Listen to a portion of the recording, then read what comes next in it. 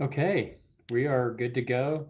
Tony, I'm excited to actually hear you. I've just only seen you for the last 5 minutes. You can't hear anything? Well, you can hear me, but you can't hear you. I can hear you. Oh, Can you perfect. hear me? I can now, yes. All right. Well, everybody, welcome back. This is the third Thursday of the month. So it's our second meeting of January. It's 21st, 2021. We have two work sessions today. The first one is Parks and Rec. We had decided that we wanted to meet with all of our boards and commissions at least once a year. And so I believe we met with the Airport Commission, Historical Preservation Commission, and now up deck is Parks and Rec. So we're really excited to hear some recommendations and some ideas of where they want to go in the next year, as well as hopefully they want to hear from us maybe what some of our goals and directions for them will be. So with that, let me get up the participant list. I want to be able to promote everybody. Oh, someone's doing it for me. Okay, I'll just let someone else promote everybody over to an attendee. Tony, for whatever reason, my video screen is frozen on you. There we go. Not that you're not lovely to look at. All right, so I guess who from Parks and Rec or maybe Brian want to kind of lead this thing off? Hey, can I make a really quick request that we do have cameras on, just because it's nice to see these faces and make a connection? I agree. If you're able to do that, if you have a computer that it has a camera and you're able to do that, or you're in a place where you can, that is really nice. Except for Brian Smith, because I don't want to see him. Oh, I'm sorry. Brian's listening. I'm just kidding. I love to see Brian. Thank you, Brian, by the way, for that thing. It's all good. Great. Yeah, glad we can help you out. So we have our Parks and Recreation Commission with us today. James Fosnot is the chair of the commission. They have several topics they want to go over, and always with these work sessions, we never have enough time to cover everything. We've been starting the process of working on a number of priorities based off of power and duties within the code for the commission. And the commissioners have all been giving their input on that. We've been building up that priority list over the next year and probably into the next 3 years. As you know, everything was kind of put on hold for a lot of our projects and initiatives this last year, but the planning has kept going forward. Trails is a big item that I know we would like to talk to you about, both around South Canyon, the Lova Trail. We have a number of conservation easement agreements that we'd like to go over with you today as well. And then some discussion about beautification. North Landing is a topic that's constantly on the commission's mind, as well as a few other things. So I don't need to go through everything or head this up. I think I can turn it over to James and as the chair, let him lead it out. Thanks, Brian. Thanks, counselors. I appreciate getting the opportunity to speak on behalf of the commission to you about some of the priorities that we've been talking about and some of the things that I've heard from the community. And I think trails is really where I'd like to focus. And this morning I talked to Mike Pritchard from Roaring Fork Mountain Bike Association, and we've had numerous contacts with the Roaring Fork Outdoor Volunteers. And I feel like Glenwood is kind of falling behind some of the other jurisdictions as far as long-term outlook on trails. And we need to really, from the commission standpoint and my own thing that I think the council should be looking at is having a long-range view. And I understand with the way the pandemic has kind of devastated some of the budgeting that has a big impact on how the council moves forward. But I also think that, personally, from a standpoint of making dollars that the city has work for the city, investing in trails with putting something actually in the budget every year would allow people to plan. So for example, when I was talking to, and I've heard this several times from Roaring Fork Mountain Bike Association, I'm sure you've heard it before as well, because I know he comes to council, but So they can take your dollars, our dollars, the citizens' dollars, and if the council puts up 50,000 as a line item for trails, and this is not just for mountain bikes, but for trails, that the Mountain Bike Association can go out to other people and match that dollars, both whether it's from their own or from others. So they can turn $50,000 into $150,000. But if they don't have something in the budget where they can anticipate that, then they can't really go to some of these organizations. And I know maybe you've heard like the Walton family through their Katina organization is out there, and they are active and donating money. And towns such as Newcastle is putting up 30,000, and Rifle's putting up $50,000 for trails. And I see their trails because I'm on Facebook or other media, and I see people posting pictures of, look at these great trails that we're accessing in Newcastle. And I think to myself, are we sending our own citizens out there, or are we inviting people to just drive on by Glenwood Springs? We've invested, and I know this council's been very good about investing in trails, and I appreciate that we've retained a person just for trails. And he came to one of our meetings and he said, well, yeah, I went up to the top of Cole Camp, and he'd been hired less than a week. And I think trails are important, especially there's been studies done recently that show the amount of people who are mountain biking has gone up exponentially as a result of COVID, because we can't do things indoors. We can't go to gyms. So they're on bikes. And there's been studies that show that is expected to continue past this situation with COVID. So I think it's making an investment now is really an investment in the future in trails. And the other thing that happens when we do that in our budget is if we invest in trails, those organizations do the work that the city does. I know we could take $50,000 and allocate it to the city, but they get volunteers. Whether we had a presentation at our Parks and Rec, RFOV had the greatest number of participation last year because people didn't have something to do. So they went out and built trails, and they were able to get volunteers. And so if we're talking soft trails, and it's not just mountain bikes. It's hiking, it's getting out. And if you go up to South Canyon on a weekend, there's just tons of people up there, and they're hiking, they're running, they're out there with bikes. And to me, it's one of the best investments that the city can do where they can make their dollars go. And, working with, this becomes a destination. You know that recently, last year, we got this gold status as a mountain biking destination for the Roaring Fork Valley.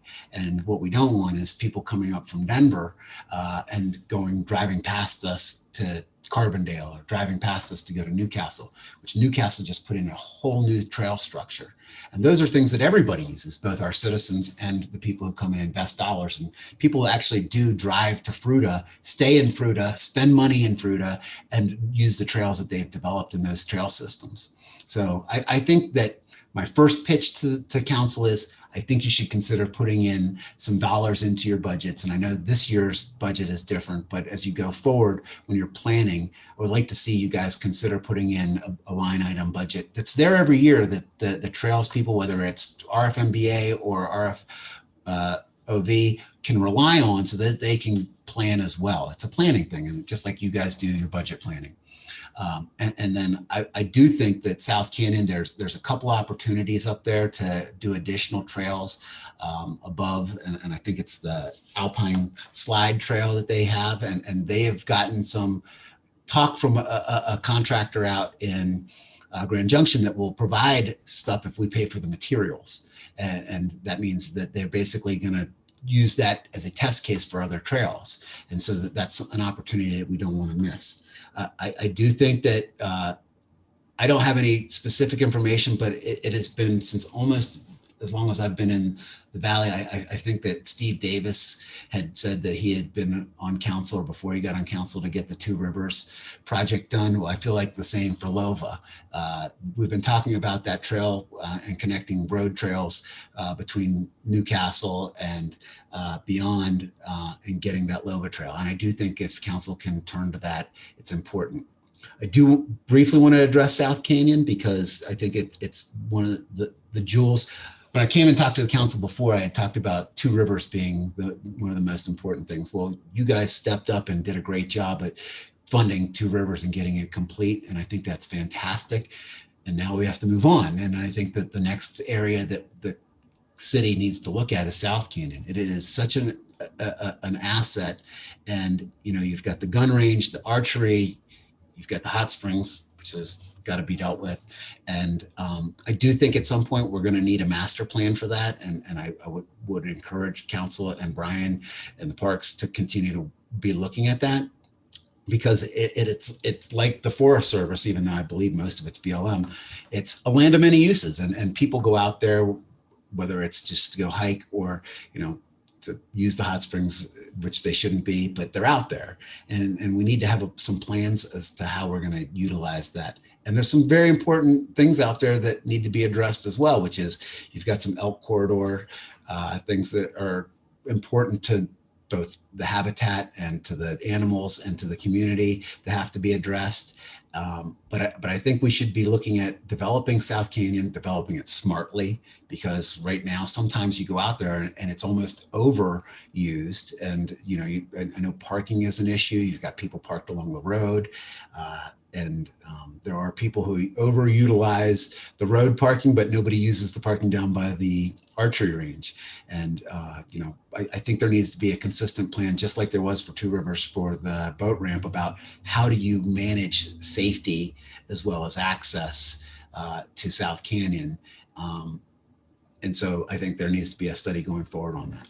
One other thing that was discussed, and it wasn't really on the agenda, that Brian and I had kind of emailed back and forth, is the trail system up on, pull up an issue here. Let's see.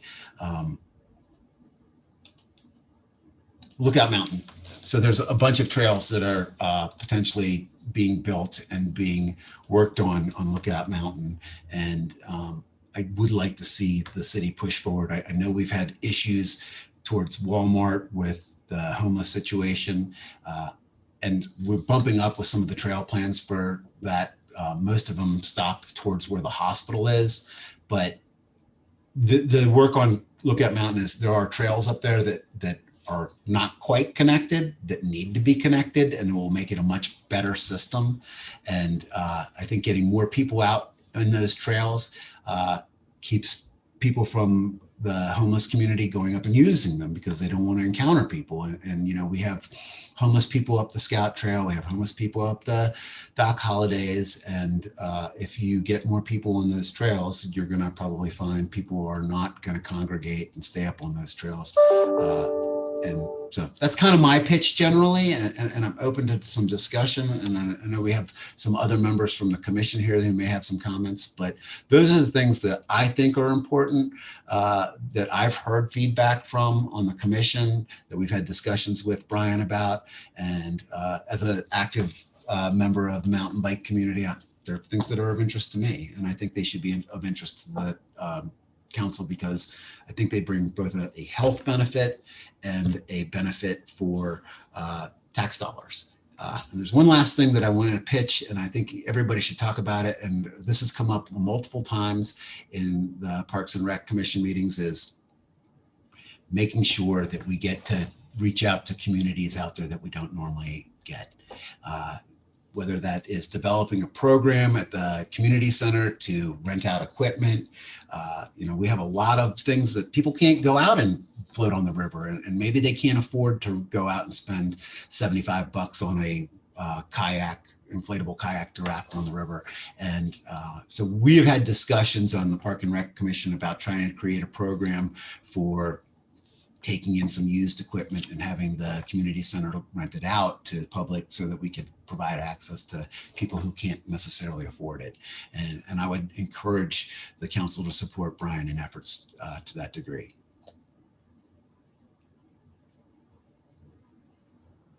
And I'll take questions if you have them for me, and if not, then I'll shut up. Oh, thank you, James. I really appreciate that. That is incredibly comprehensive. But we didn't hear about the North Landing. Do you have anything? I have no comment on the North Landing. I think it is, I look at it as I cross and go over to the pool all the time, and I think it's a wasted space right now, but I don't think we've talked about it becoming a park. I'm always in favor of additional green space in downtown. And, I know council formally talked about the North Landing and trying to develop it and putting a visitor center there. And to me, from a Parks and Rec Commission standpoint, our task is to recommend adding trees in parks and maintaining them. And I do think it would make an excellent park space, but I understand that it's a valuable piece of property out there, and that might not be its destiny. And thanks for all that. I especially appreciate the conversation about making recreation more accessible and equitable for all folks, because I don't think we necessarily do a great job with that. Through no fault, again, not assigning blame or anything. It's just we have to be super intentional about it. I would, I mentioned North Landing, but I think, until we get some people who want to do some development and really understand what we're looking for on 6th Street, we don't know if that might be, we might get a lot more parkland or trees or something much better, and it might be involved in a land swap. So I would say, just personally, we're not going to be talking about North Landing and saving that for another day. I'm sure there'll be another day we talk about it. Shelley, go ahead. Hi, Jim. Thank you for that presentation. Appreciate it. I'm really happy to hear about the South Canyon Master Plan. That's something we've been talking about for going on 3 years now, and I'd love to see that happen. So if the commission can push that forward, I think council could figure out a way to come up with funding at some point. I don't think it's in the 2021 budget. Is that right? Okay. But again, we talked about it during the 2021 budget. So I hope I can encourage council to let's get that in the budget and get that done, because I personally am not willing to approve any more trails or any more development up there till we have a plan in place. I think it's kind of irresponsible at this point. So that's where I'm at on that. As far as the Lookout Mountain trails, you mentioned those a little bit. Does the commission, or have they weighed in on, the concept of working with AVLT and RFOV to develop more trails down above Walmart and in that area? And I live on that east side of town, so I'm up Lookout Mountain all the time, but don't usually head southward from, say, 14th Street. So I'm not as familiar as trails in there, but I certainly think there's a need for trails on that side of town, especially on the south end of town. So what are the thoughts from the commission on that? Counselor, if I could be given the ability to share my screen, I actually have a map of the proposal of what's going to go on up there. And so if somebody would give me that, I'll share my screen.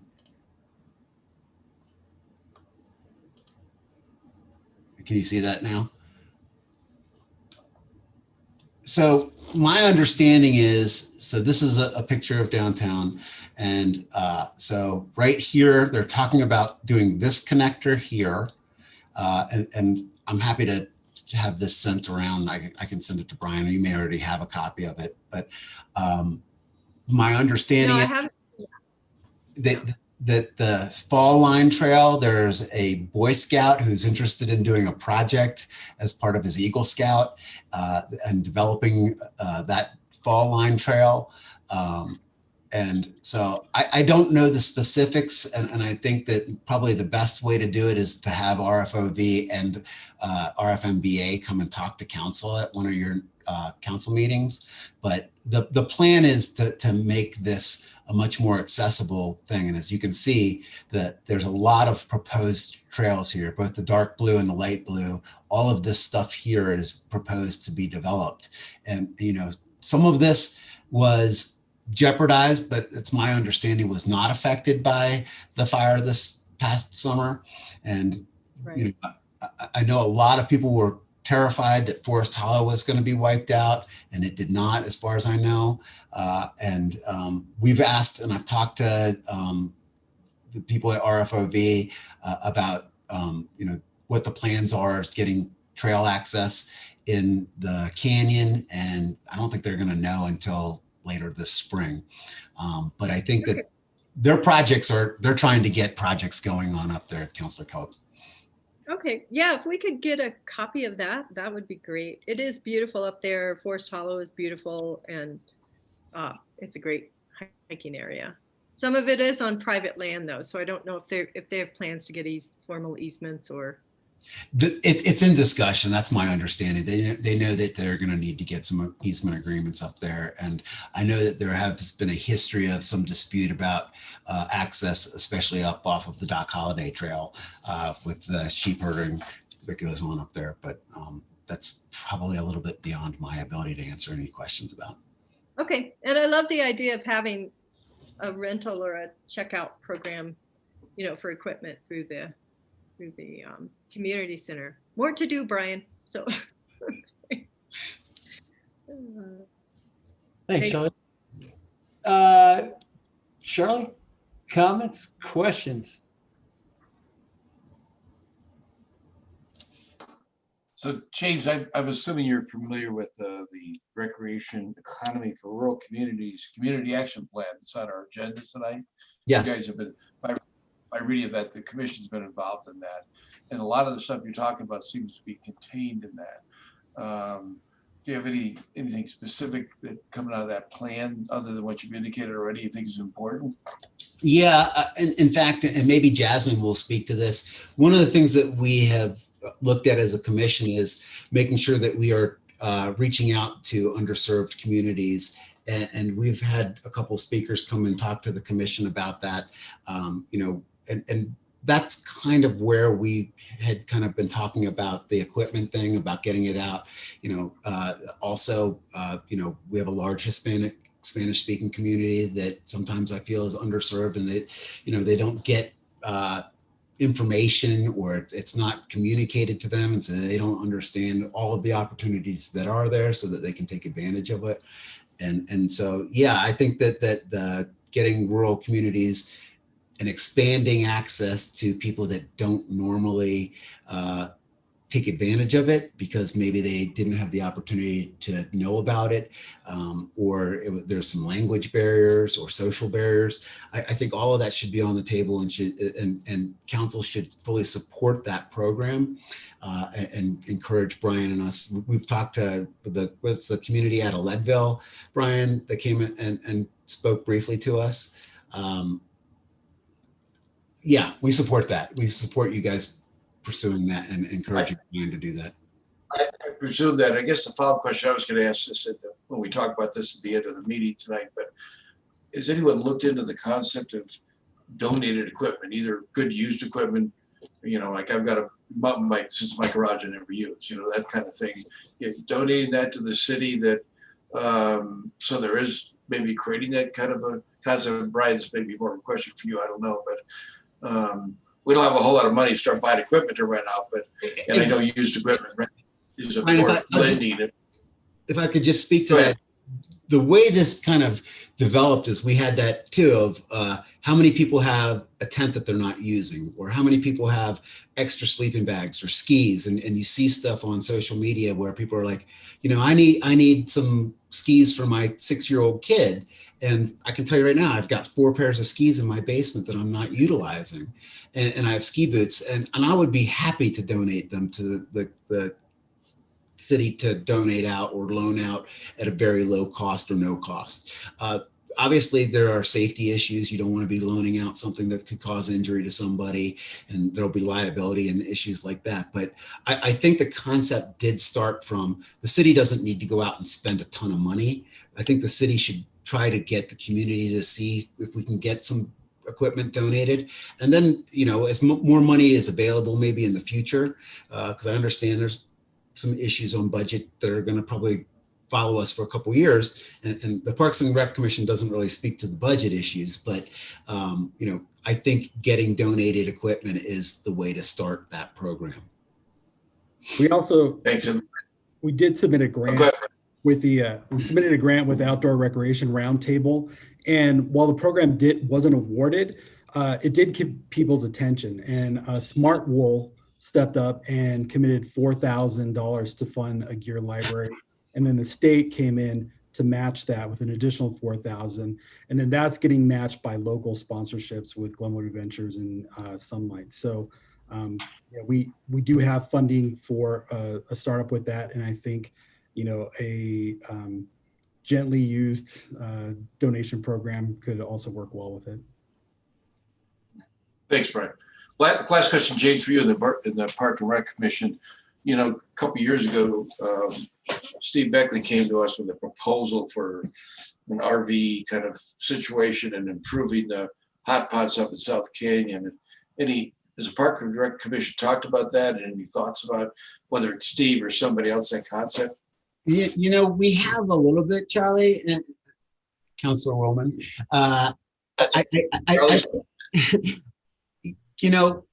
We haven't really, I know that there was the proposal that went around a couple years ago, and then there was some significant opposition from the South Canyon Coalition, and it kind of got tabled. And I do think that Springs needs to be addressed, both from a public health situation, because I go up there all the time, up South Canyon, both to go to the dump, to ride my bike, and to go up to the gun range. And I see, and I also think it's one of the best places to watch shooting stars, because you don't get light from the city. And I've been up there, and I've driven up at night to go watch meteor showers, and there are people at the hot springs, and there are fires up there. And that's an issue, because I think, obviously anytime anybody's having a uncontained fire around our city, it potentially puts a danger out there that may not be able to be contained. But I do think that springs needs to be examined.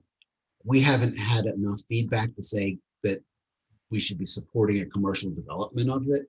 I think it's something that is on the radar, but has not been put on our agenda. Thanks a lot. Thanks, Mr. Mayor. Ingrid.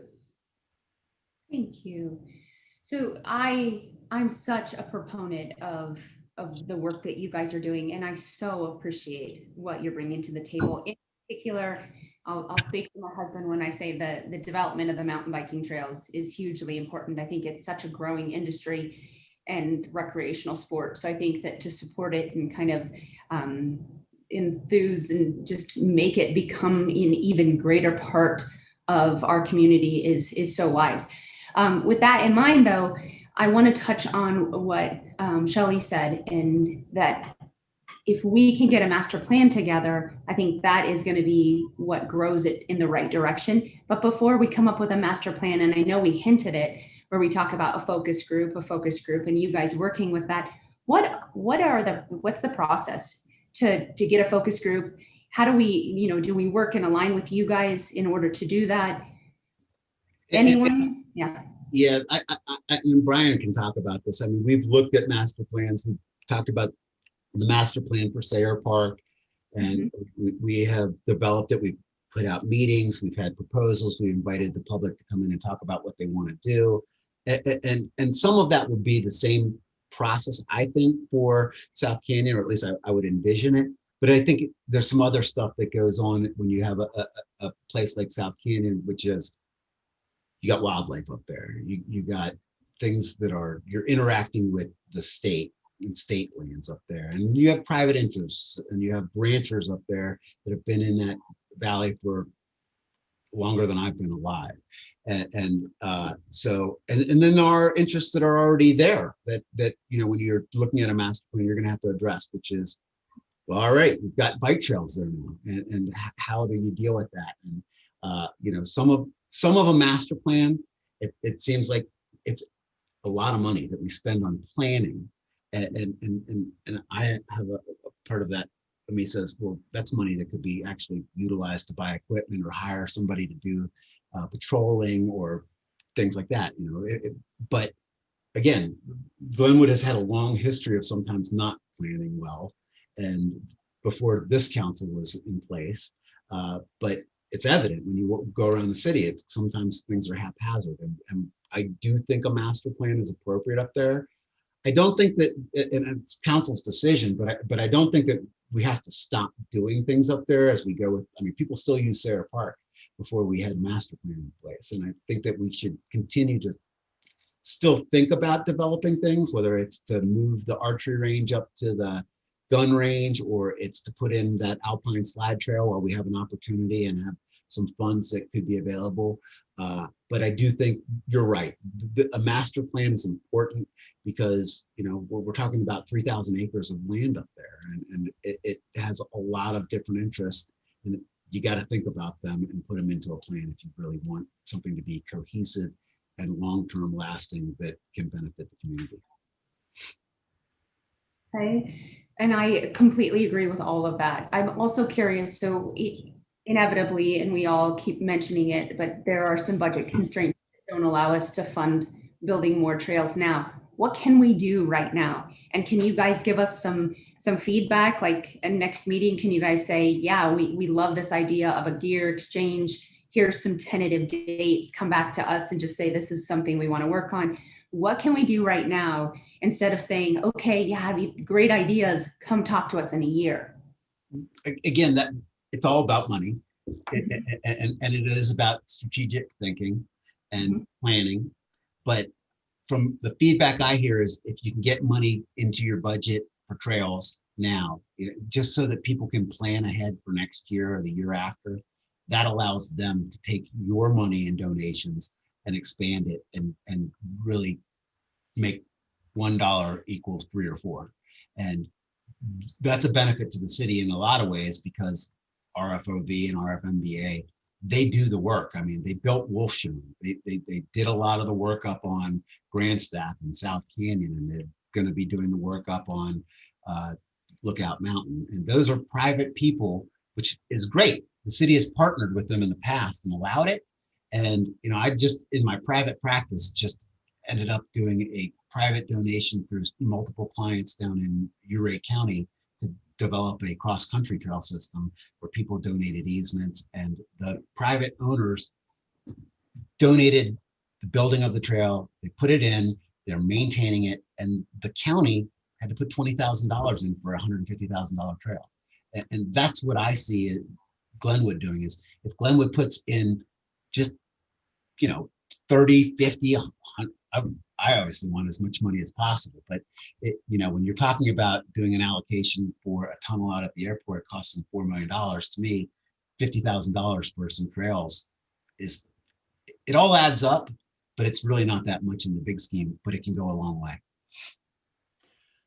All right. Appreciate the conversation. We have 3 hands up. We have 10 minutes trying to keep us on track here. Staff, Deborah. I just wanted to remind council, I know it's not the trails you're talking about, James, but we are doing $1 million of construction for LOVA this year. It's a very small slice of LOVA, and it is 90% other people's money, but I don't want that to get lost in the mix. And then I guess for the South Canyon master plan, maybe at the end of this, if you guys could kind of talk more about what you want to do with that, that might be helpful. And with that, I'm shutting up. Thanks, Deborah. Jasmine, you had your hand up. I'd love to hear from you. Yeah, thank you, Mayor. Well, I'd be remiss if I didn't take the council's time right now to talk about inclusion. And thank you, James, for mentioning that. I think, you know, our community is just had such a rough year, and we all want to be outside. You know, we all want to be doing things outside. We want to be enjoying our parks. We want to be outside skiing, and doing, I mean, going to the pool, even although expensive, seems like a great thing to do right now. And so I think, you know, going back to that idea that we have been talking about, our group has been having conversations on equity and how we can create a Parks and Rec that serves the whole community. And I do think, you know, being very mindful to have a line item to ensure that all of our information, when there's a new park, when there's a new event, when there's anything extraordinary that is happening in our community, it should be shared in Spanish.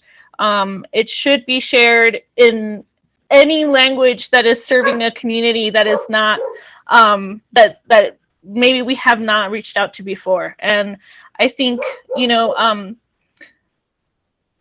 in Glenwood Springs, this is the only place I've known aside from California. I've lived here 13 years. I've had my children here. I graduated from high school here, and I think many of us in this community have had those experiences. But I also think as we've grown, that necessity to have all of us feel like we belong, it has just persisted, and it's here, and it's in this moment that I think our community, our city really needs to come through and say, like, we see a Glenwood Springs that is encompassing of everybody within it, and that includes access to everything beautiful of Glenwood. That it includes our parks, in order to access these trails that James advocates so strongly for, people need access to bikes and helmets. And that's all encompassing of every underserved population in the city of Glenwood. And I do think that's something that I hope this council prioritizes this year. As we move about in every policy that's created, is this serving everybody in Glenwood Springs, the deaf, the elderly, the Latino community, because we all live here. This is our home, and we want to see our city succeed, and we want to be able to say, like, that's where we're from. We're from Glenwood. And so I think having that, I think as a mom who uses Parks and Rec, actually my kid today is doing archery. So thank you, Brian, for still continuing programs for kids, because they need to do something and they want to do something. And I think, always being focused that, like, our community wants to be here. It is very expensive to live here. And so making sure that we're providing our community with access to resources. I know we've talked about, at one point we talked about the life jackets that the fire station rents out. Like, that was something that a lot of us, even though we speak English, didn't know. And so how are we making sure that all of our community is aware of all the benefits that the city of Glenwood has to offer? And I think one of the things that I also wanted to mention is just seeing diversity in our staff. I think it's really important for all of our community to be able to see themselves throughout the city of Glenwood in all positions of leadership. And so I just wanted to make sure I mentioned that, because I think it's really important for our city to, be able to say, like, we're a visual representation of the community we're serving. And hi, Mr. Coleman. It's so nice to see you. All right, thanks. We only have a few more minutes. Thank you for those comments, Jasmine. Really appreciate them. Paula, and then Dan, I think you have some things to show us, but Paula, go ahead. Oh, yeah, a couple minutes, just real quick. I didn't hear the outside activities with the trails and beyond the borders of the city limits are great and stuff, and South Canyon, but we didn't really hear anything addressing group recreation activities, use of our parks in town. What are we going to do to transition back to when we can get kids back involved in sports and that type of thing? Is the Parks and Rec Commission kind of looking at that in the next 6 months on kind of discussing how we move forward and getting community back engaged in that way? That might be a Brian question or James question. I'm not sure. I think it's probably a Brian question, and it's probably a public health question. So we have not looked at that as the commission. I certainly think that those are great points, Councilor Stepp, because obviously everybody's been disrupted in how they interact, socialize, and recreate. And we are going to return to something, whether it's normal or a new normal, I don't know. But I think it's going to be dictated by public health. And I do think we do need to plan, because we're probably looking at that occurring sometime in the fall, given what the timelines are and the putting out of the vaccines that they're doing. It may be then or even into the winter before we can really realistically say, let's have a baseball program, or let's have a basketball league, or something to that effect.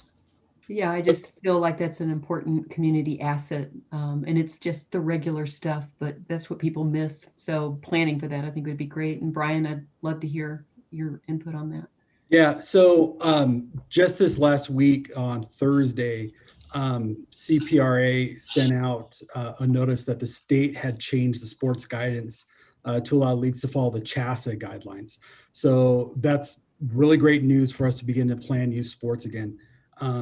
We have, it's a COVID sports contract that we enter into with the state that gives us, you could kind of think of it as sort of a mini 5-star program for sports programs, basically. So it gives us a little more leeway in how we're able to bring some of the programming back within certain guidelines. And we've had a similar type of a variance program with hockey. So our hockey league started back up. It'll be a partial league this year because we started so late, but we have basketball programs that we're looking at bringing back. So it is returning. It's going to be a little while before we were able to bring back things like large special events where we have mass gatherings and things like that, even with the vaccine. We're probably another year out. But programming, you will see that return this year. Great. And if I could just add on to Jasmine's comments, we do have from the RERC program that's going to be presented to you guys this evening. We are doing some Spanishing. We've done some Spanish listening sessions. We've done 2 of them, and we're going to be doing another open house in February, looking at how we can do outreach for underserved populations and look at ways of removing some of those barriers to participation. And just to add on to that, Brian, when we talk about underserved populations, it's not just the Hispanic community. It can be people who are autistic or seniors who maybe are living alone, or people who are single mothers. We're talking about just making sure that the whole gamut of our community gets access to the recreational opportunities. That's our job as Parks and Rec Commission, is to advocate for the community to have access. And so it is important that we reach out to the Latino and Spanish speaking community, but they're not the only underserved population. And so I think we've discussed that as well. We've had discussions about, as we develop parks, about adding in additional stuff that's not just ADA compliant, but ADA plus compliant, and reaches out to, a broad scope of the community. All right. I'm going to take about hopefully 1 minute and give my comments. One, I love the idea of more trails. I love that conversation. You're looking for guidance or general direction. I think you heard that from the majority of us. Like keep planning and thinking about those things.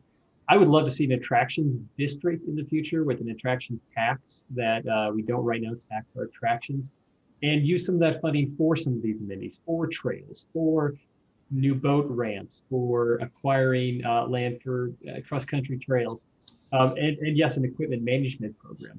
Although having run one, I ran an outdoor program where we rented out tents and sleep bags. There's a lot of public health issues. There's a lot of liability issues, maintaining bikes, tracking all this. It can be Herculean. And I think our community has somewhat of James, you mentioned, you go on to Roaring Fork Swap or Roaring Fork Freebies, and there's kind of this connection.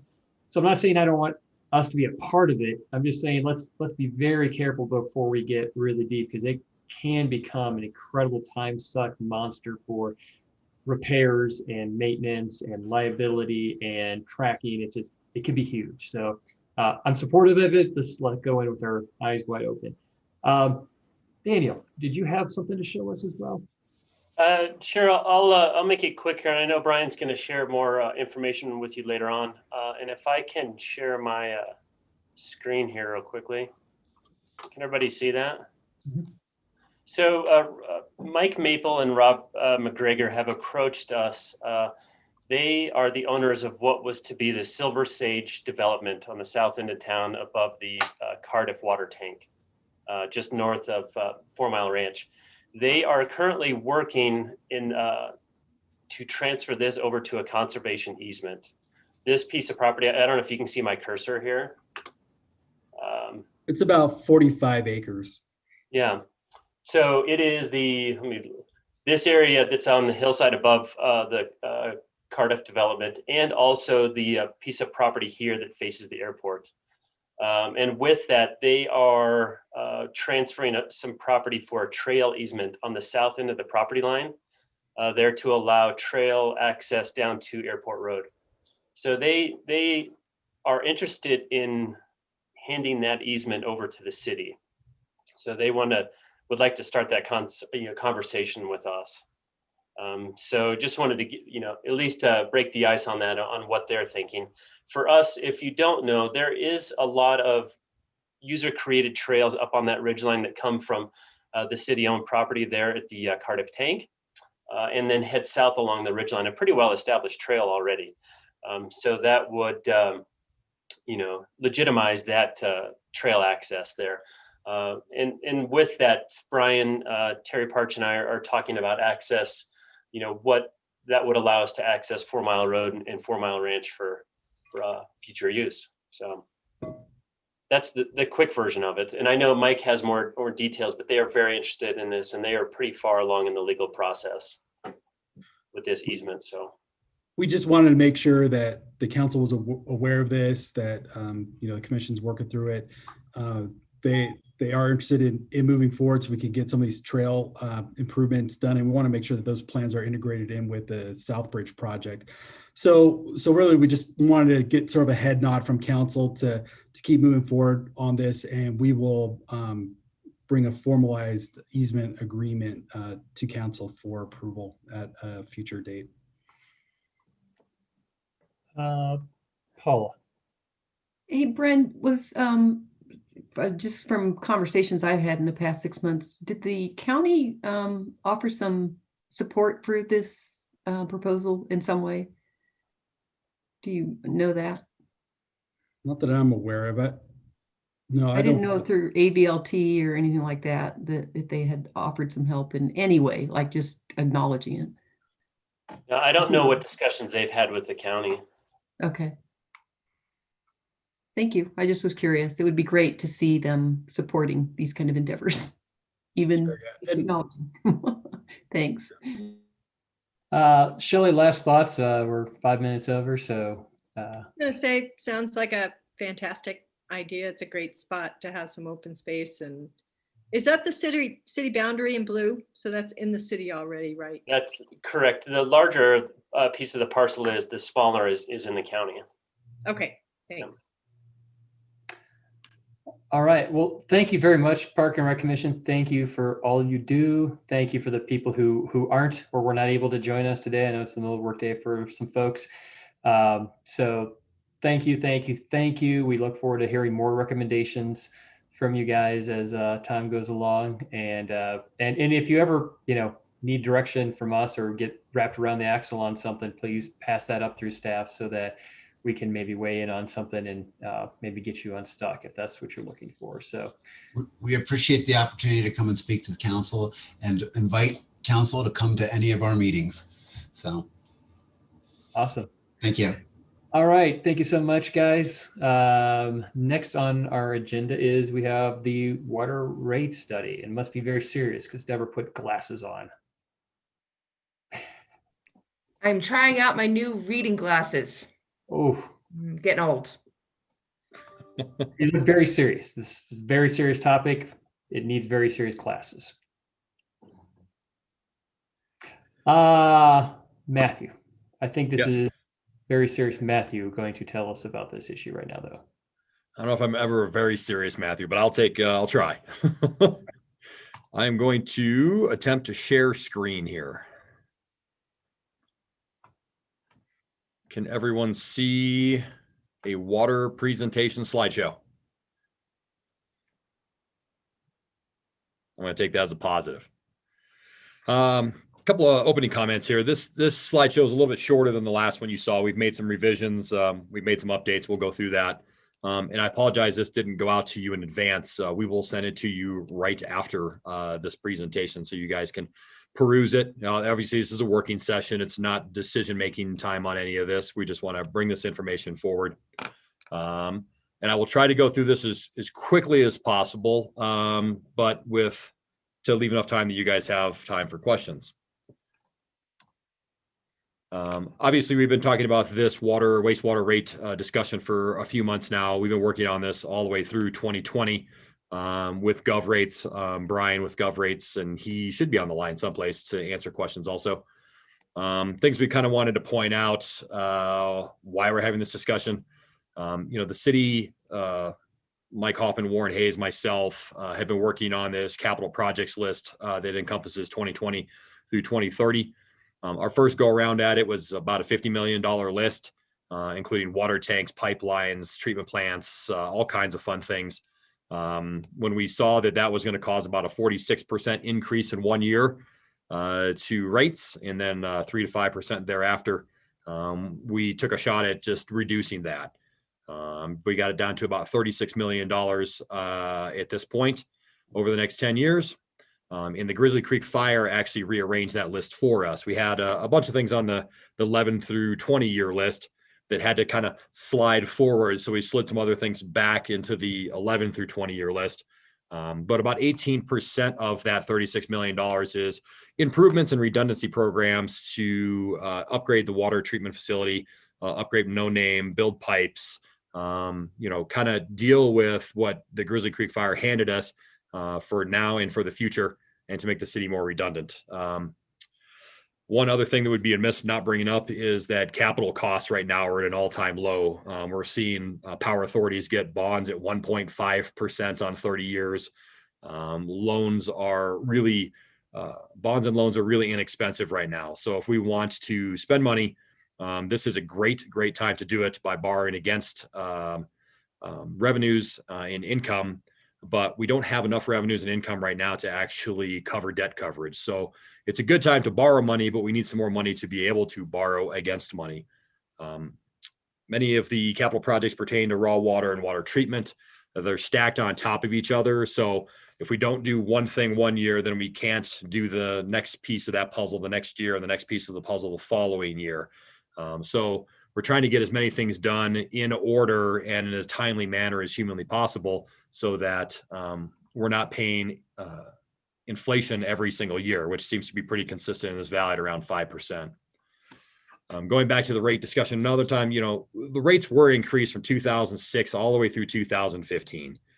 Some were big, 10%, some were small, 3-4%. The rate study was completed in 2014, did recommend that water rates go up 17% and sewer rates go up somewhere between 26 and 46%. If we'd kind of kept that going, we wouldn't be in the position we currently are. People would have saw smaller rate increases instead of one large one.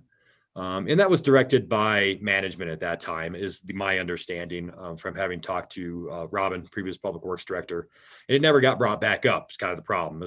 I think the intention was to take a year or two off and then kind of go back and come up with a methodology, but we never got back there. We were planning on raising rates in 2020. COVID, I'll just keep saying that, it's COVID. So we didn't do that. So now we're in 2021 and we're in the exact same position where we were in 2020.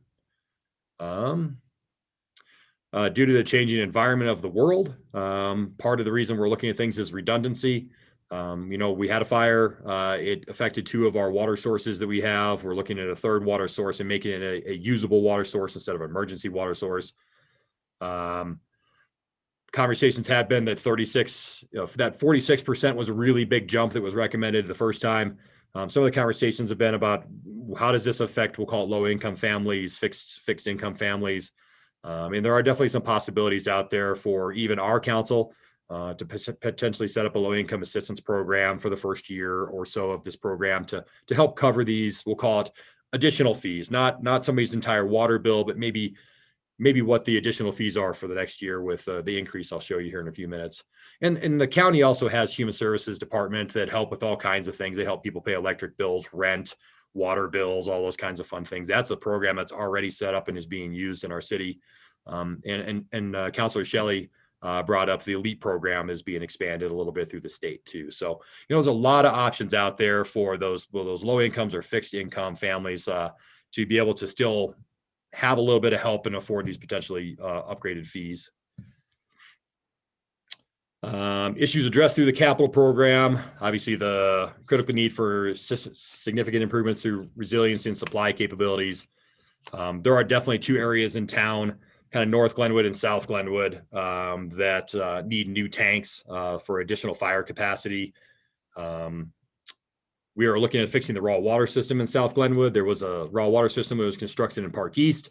It was up and running for a while. They found out the water going into the system actually killed the grass, but there are ways to fix that. So we will probably team up with a local engineer. We're already talking to one of them locally to figure out how to fix that, because that raw water system, if we can fix it and get it up and running, would actually pull somewhere between 300,000 to 400,000 gallons a day out of, or leave 300,000 or 400,000 gallons a day in the water tanks in South Glenwood, those Cardiff tanks. The Cardiff tanks, soon to be 2 Cardiff tanks, instead of using it for irrigation for the schools, the parks, and all those kinds of things down there. So that's a significant improvement for us and solves actually an entire 4-mile pipeline issue that we have going down Midland. We have large amounts of old thin wall steel pipe throughout the city that fails on us quite frequently. We did a major project this year, Cedar Crest, to get one of those subdivisions out. Continue slip lining old sewer pipes, and just setting up the new renewals and replacement utility infrastructure program and getting that moving forward. Sorry, I'm trying to talk fast. If you guys have questions, just cut me off. The problem with utilities is a lot of exactly this. Utility infrastructure is ignored because you can't see it. You only see it when there's a geyser coming out of the middle of the street because a water line just failed, or a fire hydrant just failed, or the manhole cover lifts off because the sewer system is backed up because the roots internally have clogged it up, or the pipe is broken. I've got lots and lots of photos of broken pipes and sewer mains you probably don't want to see. I've added a few here. But we are hitting the point where we're hitting the lifespan on some of these systems, including our 24-inch raw water system that's a 44-year-old pipe. We need to be able to take that thing offline, cut some valves in, and do some real inspections on that pipe. You saw over the summer that it broke. And that caused us major issues. That's the second time that raw water pipe has gone down in the last 10 years. Where it went down this time is actually the most inconvenient place it could be, because if it's prior to the Roaring Fork pump station, as you guys know, we can pump water up to the plant and we can still provide water. If it's in that 3,300 foot section between the Roaring Fork pump station and the Red Mountain plant, there is no water. There's no way to get water up the hill. So that is one of the infrastructure projects that we've been talking about, is adding a new 16-inch line just from the pump station up to the plant, so that we can take this 24-inch raw water line offline to do inspections, do emergency repairs on it, whatever we need, and still supply the city with water. And that is not a cheap proposition. Is that a clay pipe, Matt? So this is a picture of a clay pipe that actually collapsed. And this right here is all of the roots and everything that was inside of that clay pipe, basically clogging it up. Yep. And what we do is we go through, we have a system. We're actually doing it right now. There's a slip lining crew in town. That's why the bridge will be closed tomorrow. 27th Street Bridge will be closed tomorrow from 6 p.m. to 6 a.m. Saturday. We slip line these pipes. We go through, we inspect them, make sure that they're good, and we slip line those pipes. We spend between $100,000 and $150,000 a year working through the city's system and slip lining them with basically a pipe inside of a pipe. And it keeps these root intrusions out, which causes the failures at the joint, which eventually causes failure within the pipe. So everything costs money. None of it is glorious, and we don't get to cut ribbons for it. But it needs to be done.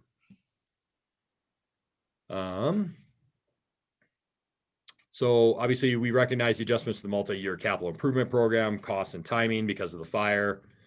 We did qualify for an $8 million loan from CWCB, but that only gives us $8 million for raw water systems. So that's basically the pipeline from the pump station up. Some of the no-name tunnel, probably $350,000 for the no-name tunnel work.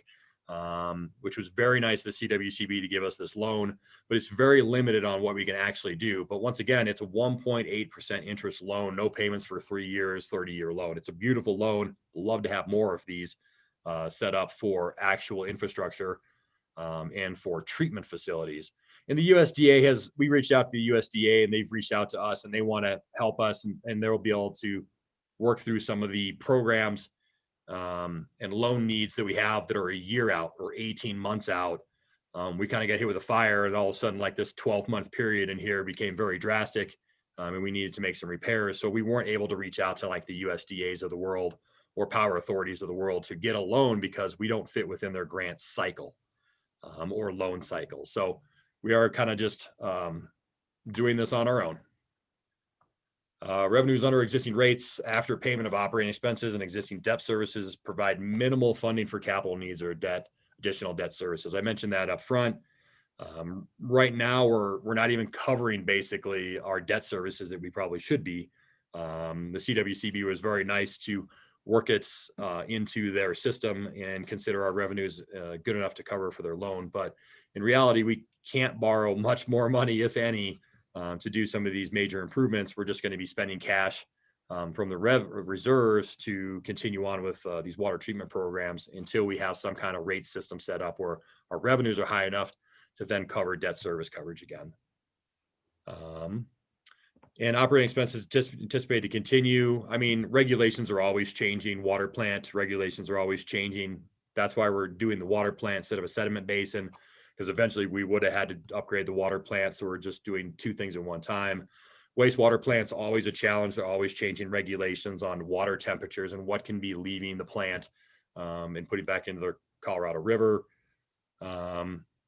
Inflation is always going up. You would think that the inflation for 2020 would be zero or a negative. No, it was somewhere between 1.6 and 2.2% last year. Usually it's 3 to 4%. Even COVID couldn't slow down inflation. And continue to address aging infrastructure that needs to be repaired and replaced prior to it failing. And that's kind of the key here is prior to it failing. It costs more to fix something once it's failed in an emergency state than it does to get ahead of it and do large infrastructure projects and replace as much pipe as you can as a lump sum instead of trying to dig something up in the middle of the winter at nighttime, and it just costs you a boatload of money to repair one piece when you probably could have fixed the entire stretch of pipe. This is the capital improvements, just kind of in a pie chart. Additional debt coverage, rates, revenues, operating expenses, water and wastewater tap fees. Just kind of broken down into a pie chart. I won't dwell on that. You guys have seen this one. This is our revenues under existing rates, insufficient to address utility systems. So our revenues are basically this red line. If we don't do anything, that's what our revenues are. As you can see, even this year, we weren't carrying capital funds. So revenues basically didn't quite cover operating and net debt services this year. And all of the capital funds we spent were out of reserves. So the Cedar Crest project, the insulation project, the things we did this year, we didn't make enough money to help pay back any of the portions of those projects this year. We had just enough to basically cover operating. And actually we were a little low. And as we move forward with the capital program, you can see it's just going to go up and up and up. But if we don't change the revenues at all, it's just a straight line. And basically we'll run out of cash very quickly, paying for operations, let alone paying for any capital improvement projects.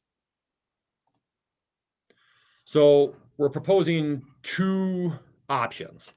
Well, there's a third option, which we'll go into the slide here as the next slide. It's not really an option, but it's at least a talking point. The two options we're looking at is option one is basically a 26.2% increase in 2021 with an 8%, 8%, 8% for the 3 years thereafter, 7% in 2025, and then in theory, a 5% increase for the remainder of this 10-year program. Which is a fairly significant increase, but it's a little bit more staggered. It's kind of what you guys were talking about previously. Option two is more of the rip the Band-Aid off. It's not 46% like we had looked at previously. It's 36.8% with automatic annual revenue adjustments of 5% thereafter, which is what a lot of places do. I was actually looking at Carbondale last night. They set up kind of the same program in 2017. Between 2017 and 2024, they're doing 5% on rates, 7.5% on base fees, 5% on sewer, 5% on base fees. You know, they set up a long-term rate program so they didn't have to come back to their users in 2022 and say, we need 35%. They've already kind of taken care of it, and that's probably what we should have been doing. But we gave the ratepayers, 5 years off from rate increases, and they just kind of paid the same fee as they did the whole entire time. This is kind of the magical slide. Steve put this together, and I think it's a good visual representation of what we're asking. Hopefully you can see this. Basically, what Steve Boyd did is, okay, let's just say it's a $100 bill that you're paying right now. What does option one and what does option two do to that bill? So starting at $1,200, because this is over a year, basically we're shooting up the 36.8% on the blue line in 2021. Okay, that increases your bill, yes. But what it does is it saves us all that extra debt service that we would have to pay by borrowing money later. And it also saves us all those inflation increases over the years. If we can get more projects done quicker, then we're not paying for inflation on the larger projects over time. So what you're really gaining is you go up 36.8%, but then you flat line out. We just say it's going to be 3%, 5%. We can talk about that. Right now, the rates is being suggested at 5% for at least the next 9 years up to 2030. And then maybe we just set it as inflation thereafter, which is anywhere between 1.6 and 4% roughly. But what you can see is if you flip over to the orange line, this is the second recommendation. Sorry, it's actually option 1, which is 26.2% and then 8% thereafter for 4 years, 8 to 7, and then kind of following the same methodology, you got a 3 to 5% increase right here. So you can see basically after 2 years, the two lines merge, which means that your bill now is the exact same cost, whether we jump 36% in the first year or 26% in the first year and then followed it with 8. So the money that's saved by going with the 26% option is this little tiny, we'll call it triangle in here for rate users. Once you hit that second year, that triangle goes away and you actually start paying more for your water bill than you would have if you were on the blue trajectory right here, because you're covering all those costs, those inflations, those debt services and everything else. You're covering those costs to get to the same point. And once you've hit kind of the 7%, now they're following each other because they're the same amount of increase. But if you look at this, if you take this point and this point, you're talking about $200 more that you're going to be paying as a rate user between, call it the Band-Aid option and the less Band-Aid option every single year for the remainder of your life. So you're really not saving money. You're saving money for the first 2 years, but after that, you're actually spending a significant amount of money for the remainder of your life. Third option that Steve had thrown in here, it's not really an option, it's just taking 8% from this point and just running it up through the 10 years. You can see the triangle of savings is longer, it gets you about 5 years out. But after that, your triangle of debt becomes much, much higher because you've pushed all of this off, which costs money. And basically you're looking at about a $500 a year cost increase over the Band-Aid option for the remainder of your billing life. So, it makes a lot of sense. It's painful to rip the Band-Aid off, but in the long run, the Band-Aid actually saves you quite a bit of money as your ratepayer. Flipping over here, option 1, which is 26% at 2,000 gallons, call it your apartment dwellers. Existing bill's about $85. It would go up to $104. The difference is about $18 a month. If you're more of a homeowner, you have some yard, you're using 10,000 gallons a month, you're about $108 right now. You go to $134, you're about $26 a month difference. I know that's a lot, but it's not huge. And I'll show you here in a minute what I mean by that. Option 2 is the Band-Aid option, where you just rip it off at 36%. That apartment person now goes from 85 to 111, which is a $26 a month increase. Your person that has a house and a lawn goes up about $37 in 2021. What you can see is option 1, the 26%. It works. It's fine. We're a little short in 2021. But that red line is the new line. Instead of just continuing across as we are and just losing money, we're actually starting to say, hey, we can start covering our costs. We're not asking for huge amounts, but we start covering our costs. We lose a little bit of revenue, a little bit of cash on hand for the first 3 years because we're trying to keep up with these capital improvement projects. But after, 2028, 2029, we start having the amount of cash on hand that we should have, which is about a year's worth of revenue. At that point, we kind of stay at about that year's worth of revenue. You can see with option 2, it does the same thing. It covers faster, and the cash doesn't go down. It kind of planes off and starts going uphill a little bit faster so that we get to where we want to be just a little bit faster in the timeline. This is an option 1, option 2. Once again, 26% is option 1, 36% is option 2. These are debt coverages. You like to be at about 125% if you can be for what your debt coverage. That's minimum. You would be better off and have better loan amounts if we could be at about 150%, which is this other line up here. You can see that we don't quite hit that 150% until around year 2025 with option 1. We basically go there in 2021, early 2022 with option number 2, which is the rip the Band-Aid off option. This is just the EPA says that wastewater should be less than 4.5% of your household income. We're still at 1.9 to 2.4 and 2 to 2.6. We're about half of what the EPA recommends for actual coverage or expenses. Next slide is the one I was talking about. I updated this yesterday. So Carbondale, Silt, Newcastle, everybody's been updating their rates. So in 2020, when we started this, people updated their rates. When we were using 2019 rates when we created this chart. In 2021, they're still updating their rates. Carbondale's got what I talked about, the 5 and 7.5. Newcastle's 3, Silt's 3. Silt actually had a hidden fee in theirs I didn't know about. They charge for irrigation water on a base fee, which is why Silt is on here twice. They have a low end fee and they have a high end fee. So you can see that, yes, we're going from here up to here, but we're still between Silt, right in the middle of Carbondale, lower than Silt, actually, depending on what your lot size is, lower than Minturn, lower than Rifle.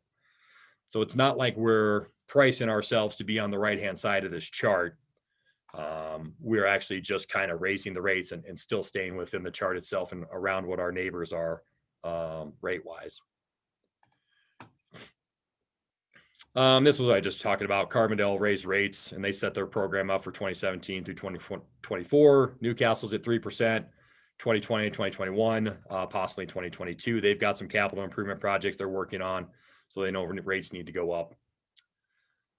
Financial risks of not adjusting rates. It's not even it is a financial risk for sure. I mean, we're going to start spending cash like mad. And we'll be out of cash here soon. And we'll have to figure something out. But it really comes down to operations. I mean, if we can't fix pipes, then more pipes are going to fail, more pipes are going to explode, raw water is going to go down, and we can't build tanks, then we don't have fire coverage. Once again, Red Mountain South, where we saw the fire last year on 12th Street, we were highly concerned that pipe system wouldn't hold up to a fire flow. I don't feel good about sleeping that way at night.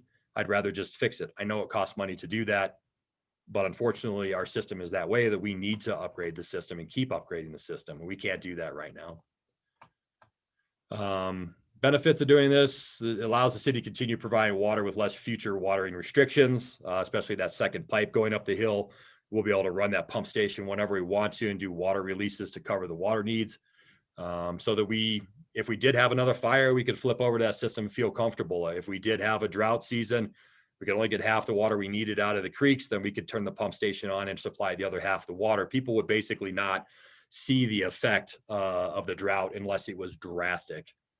It's improved fire protection through the city, less risk of severe interruptions and line breaks, the ability to address capital needs more quickly at a lower cost because of borrowing markets right now, which allows us to access the debt financing and capital markets, and maintenance of affordable and competitive rates over the long haul. Yes, we're making an adjustment now, but over the long haul, I think we do a better job as staff in recommendations and just say, this is our plan. Let's do this for the next 10 years. And then if we have no plan thereafter, we don't need to make adjustments.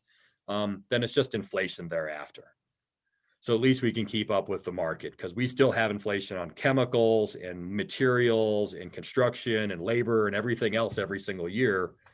So if we don't raise rates to keep up with inflation, then we're just reducing our revenue and not be able to continue doing capital improvement projects. Going back to it, rates haven't been adjusted in nearly 6 years. Both rates under both options are considered affordable and competitive. And you kind of saw that with this chart right here. Everybody's kind of in the same ballpark. They're in this $100 to $150 range is basically the span of this chart. Yes, we're on the top of that $100 to $150 range, but we're still within what seems to be an appropriate and locally reasonable rate. And I'm sorry that took me a little bit longer than I wanted, but I've hit the questions and discussion point.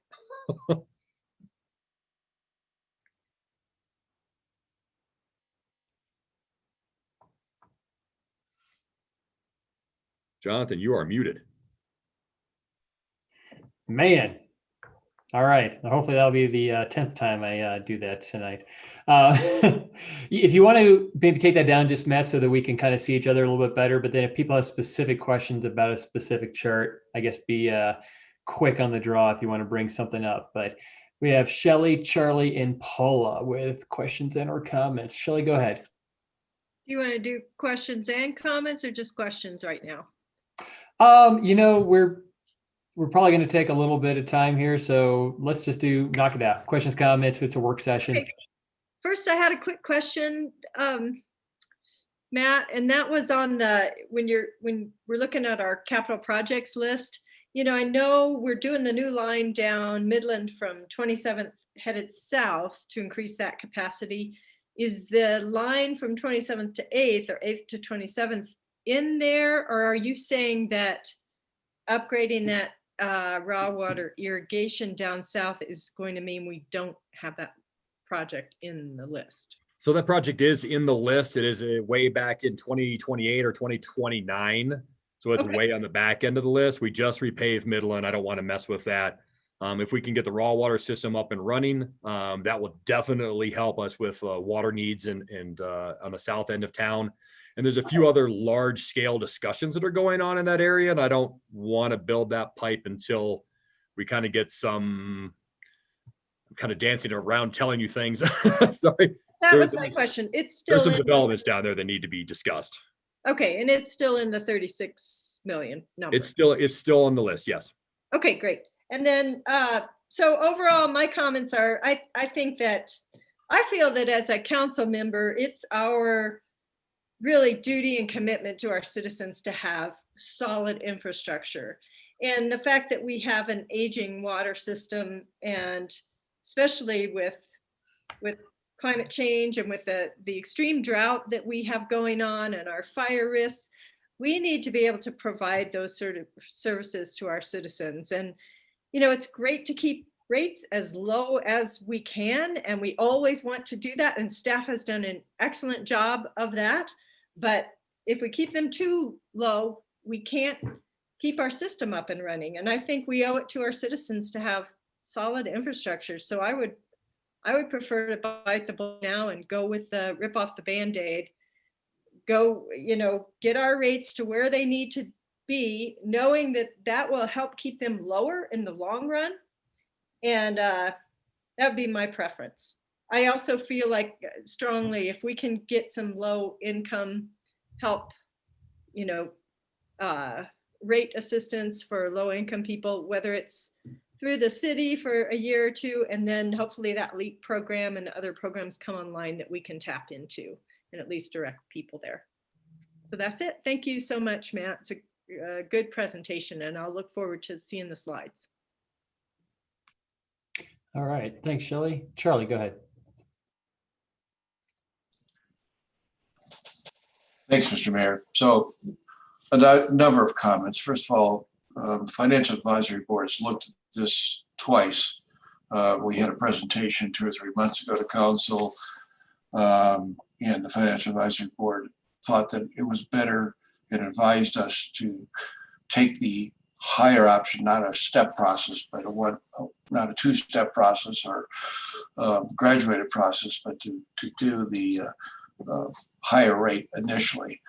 Since that time, Matt and Brian, who's from, sorry, Brian, I forgot the name of your company, I apologize, who's on the screen here, and Steve Boyd looked at this thing very carefully and brought it back to the Financial Advisory Board. They looked at it both in December and a meeting in January. And again, they're recommending that you go to option 2.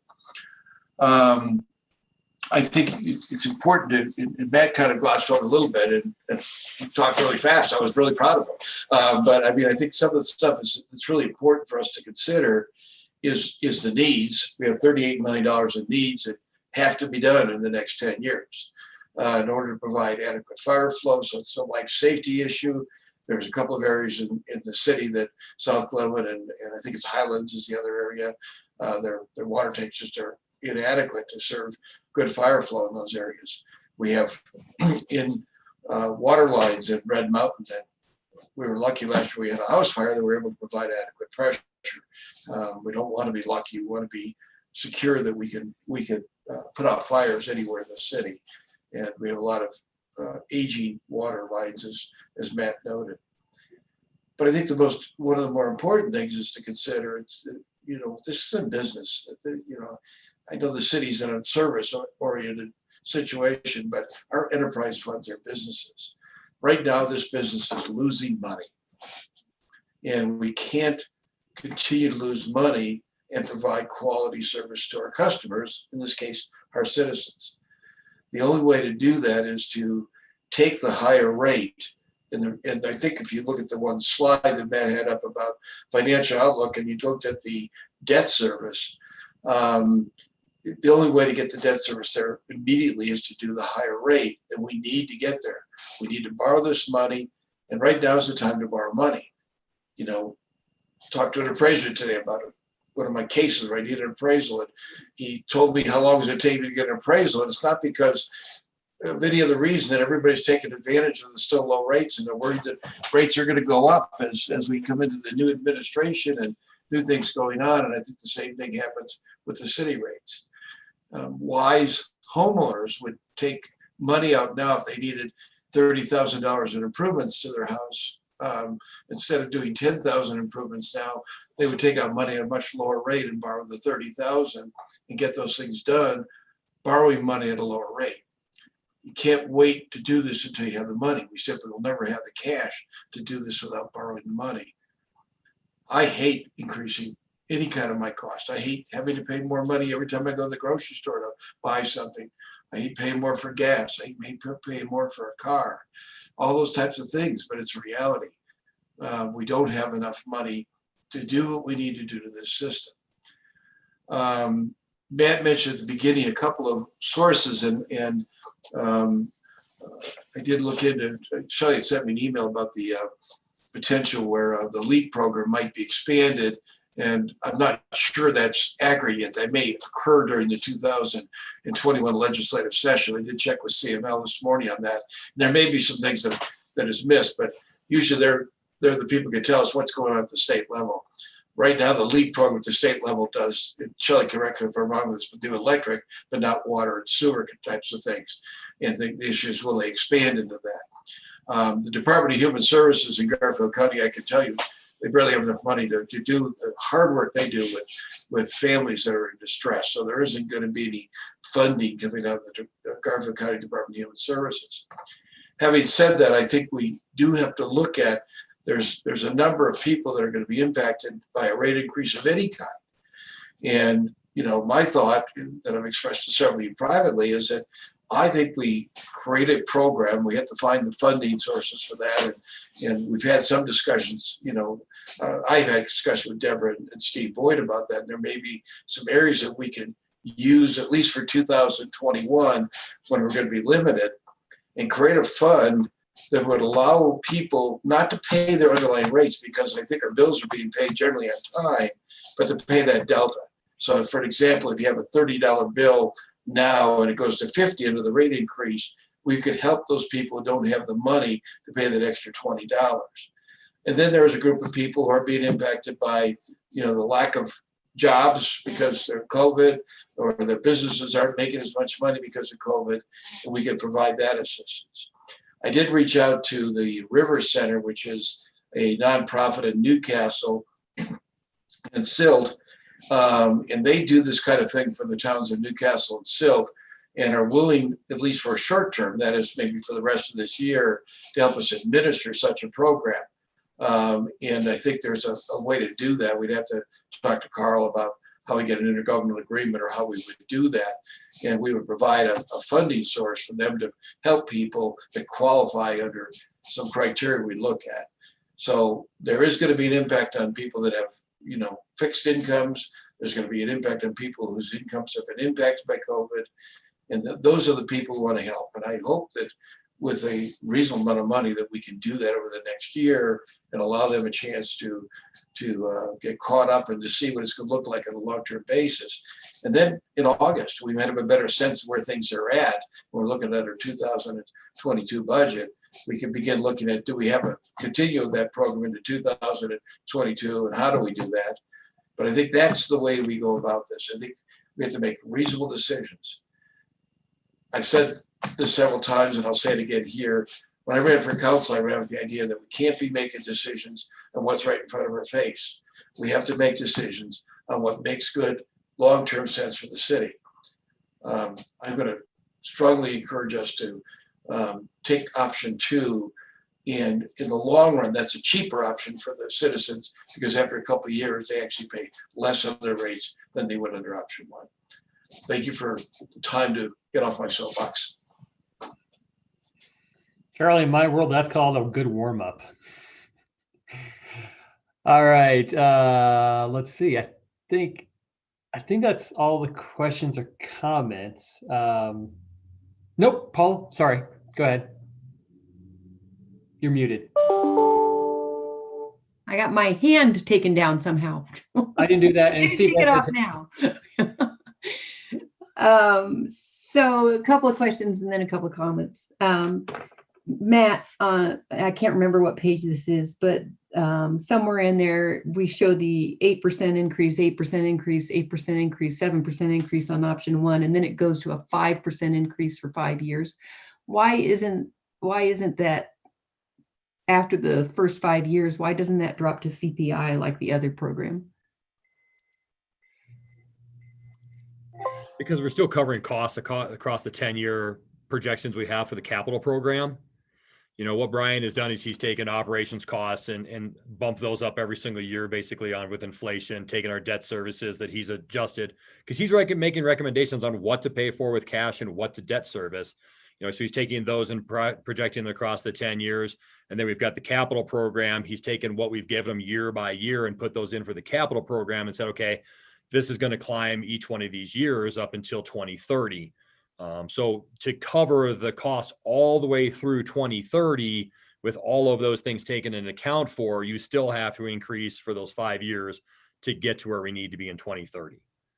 And then once we won't wait till 2030 to reevaluate this. You know, if we hit 2027 and we're doing fine, our debt services are not killing us, you know, maybe we've cut back on the capital program or something, we'll kind of reevaluate this more often. And as we need to, bring it back to council more often than once every 5 or 6 years. I mean, this should be an every other year, probably conversation with council. Hey, we're doing good. Everything is good. We'll leave it the way it is. Or, no, we're doing better than we thought. Let's bring it down. Or something else caught on fire and this has to happen. You know, I don't know what that is, but I think this is something we need to do very consistently as a city, because the capital program will change. And I'll shut up here in a minute. The capital program will change. I didn't know there was going to be a fire. Capital program changed in the last year.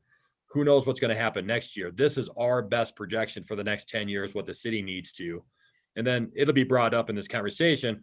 What happens when the debt financing for the wastewater plant goes off in 2032? That's something we'll start looking at in 2027. You know, once the Power Authority gives us more information this year, because they're refinancing those bonds, you know, we may have a lower payment. We don't know how that's going to go yet. But in theory, in 2032, that debt service is going to come off the books, which is a big debt service.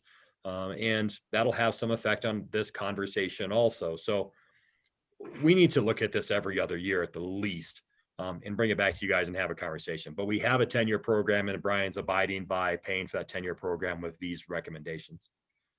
Okay, that was depth. Thank you.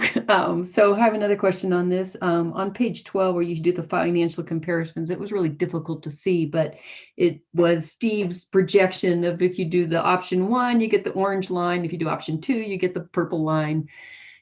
And it doesn't really say, you know, I see this, oh, and then you're only going to see a $200 increase per year or $500 increase per year on your bill.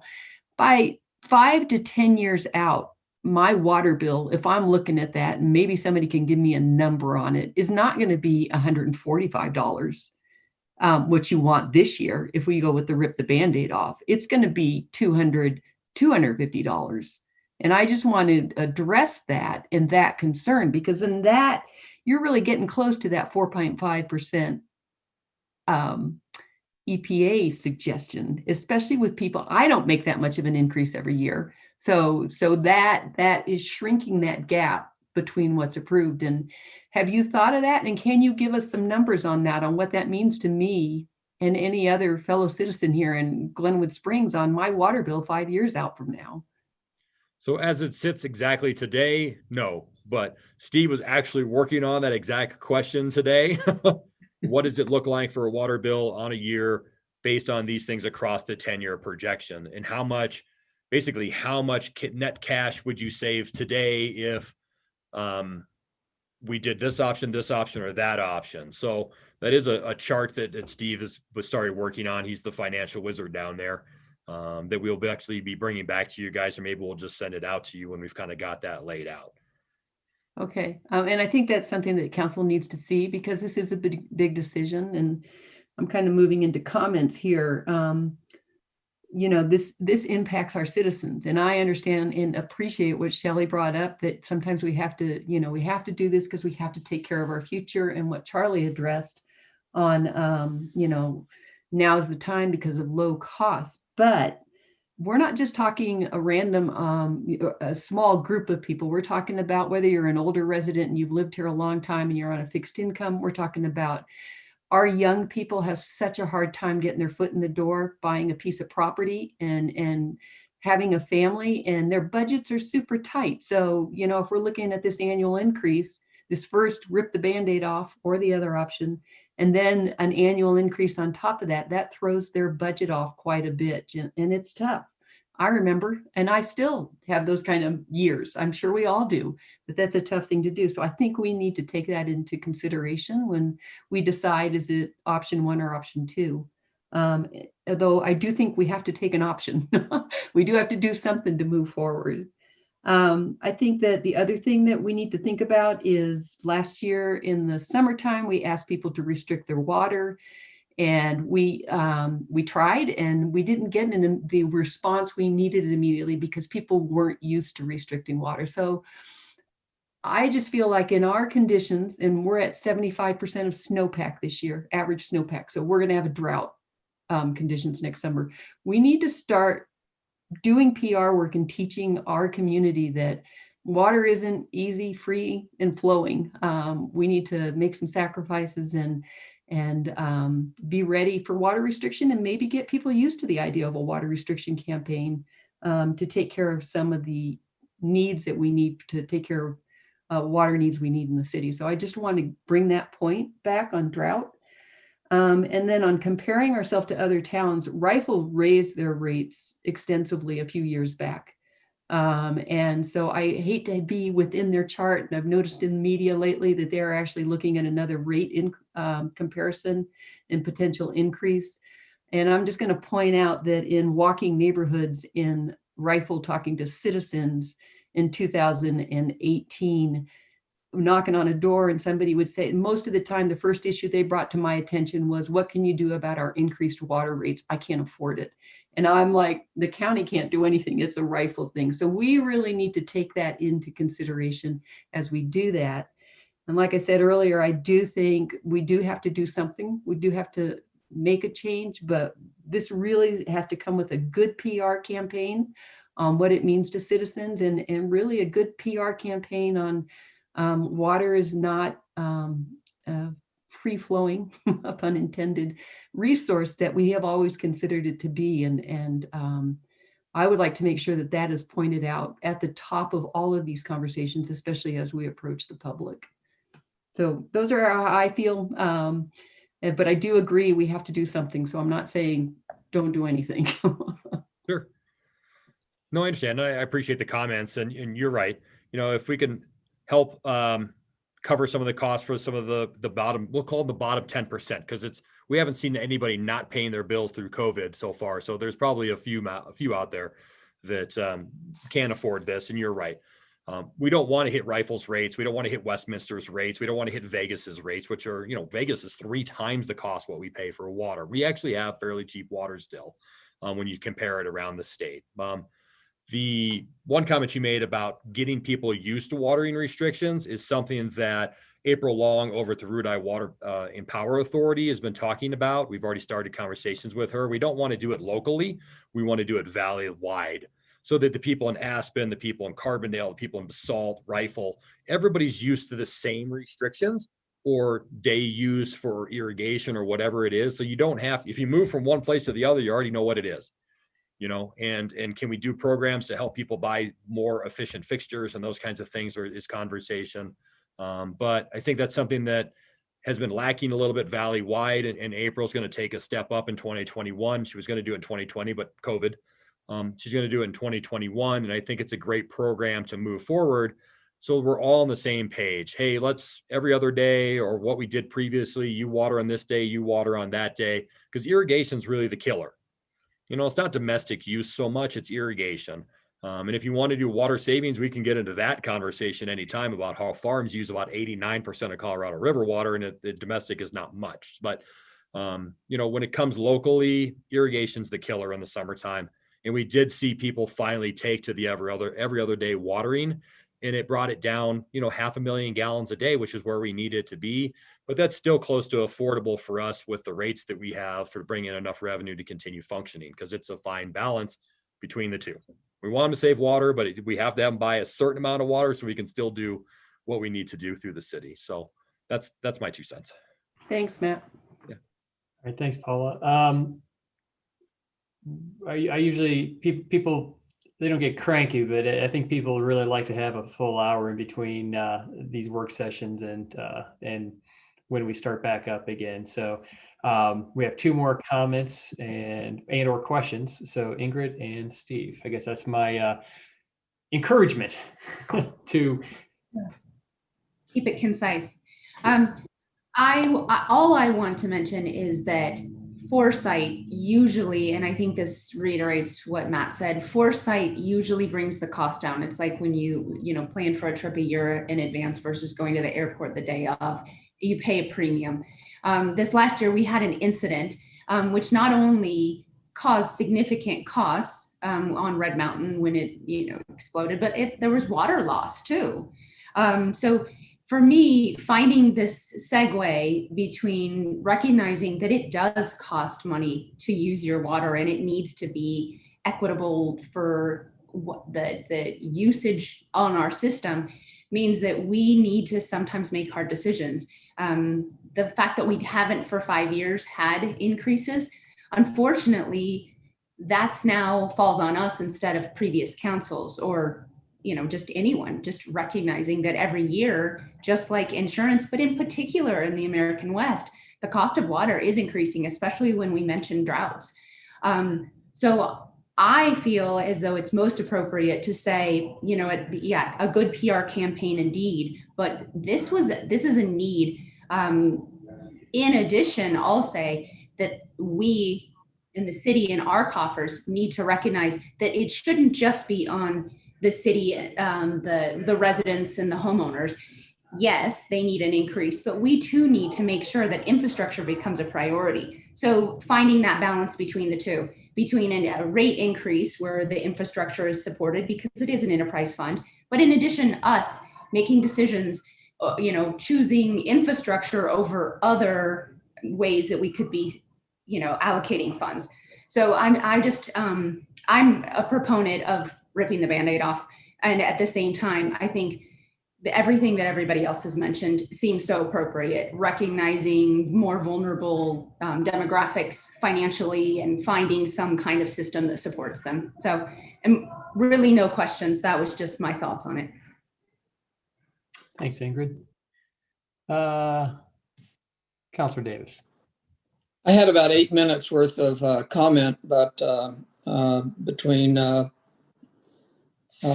Charlie got most of my time, I think. So I'll keep mine a little briefer than that. My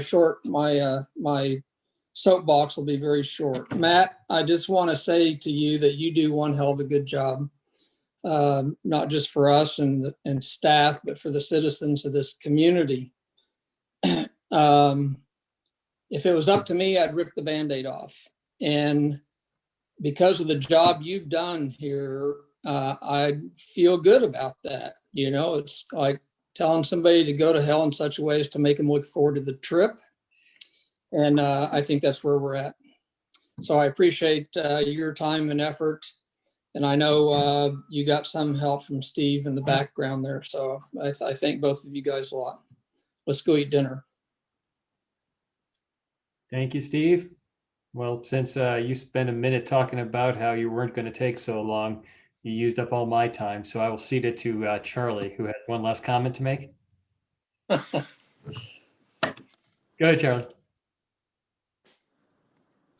Mr. Mayor, I'm going to Mr. Willman saying anything else. He wastes everyone else's time. No one has time to talk.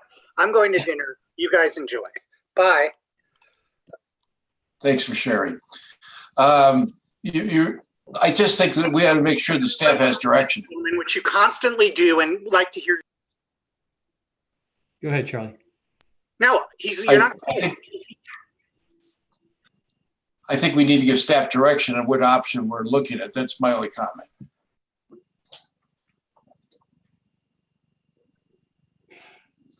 I don't think, are we being asked for direction at this point, or is this a presentation? We just planned for this to be a presentation because we figured it was so important. You guys needed to hear it more than once, more than twice before you got there. Well, real quick question. I guess I'm hearing, or the people I've heard from anyway who have spoken have said that they're all genuinely supportive. I don't know if I got a clear thumbs up from Paula, but I think maybe we have at least some direction from majority of council that spoke tonight.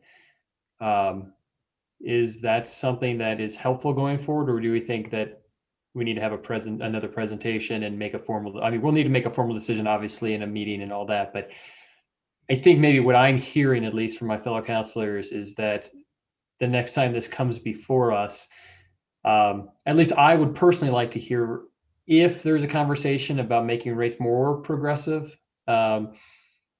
I know we're not ready for that yet. We talked about that earlier this week, I think, when we did this 2x2 conversations. So if that's something we can talk about in the future, that's great. Let's not do it tonight, but I think you've got some pretty clear idea of where this council stands at this point. So maybe start planning for that at some point. And I think the idea is that, we'll come back in, March or April for a decision point. I don't think we've honed in on which meeting, but, I do think you guys are going to have questions. I think Paula has some questions, and I think we should get you guys those answers before we ask you to make this decision. And we want more time to make sure the public understands it as well. But yes, it is generally good to know that you guys are supportive and that, we really do need to do something to make sure our community can have water into the future.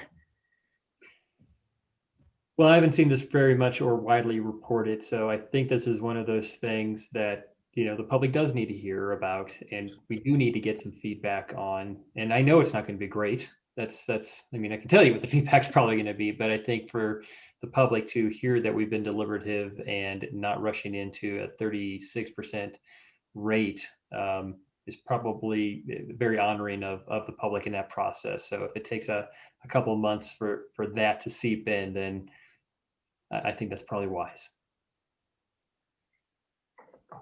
All right. Without any other further questions, comments, it is 5:15. We have exactly 1 hour before we have to get back online. Can you share the document, Matt? Thank you. Thank you. Thank you. And as a reminder, it is my husband's birthday, so I'm going to be a little delayed in joining you all. I'll catch up at some point this evening. Awesome. Thanks. Tell Jeremy happy birthday on our behalf. Yeah, thanks. Thank you.